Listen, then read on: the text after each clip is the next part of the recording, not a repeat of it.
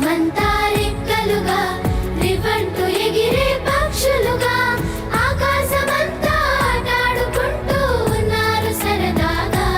ఒకరేమో సీను ఒకరేమో జున్ను కలిసారే ప్రాణంగా కురిసారే వర్షంగా.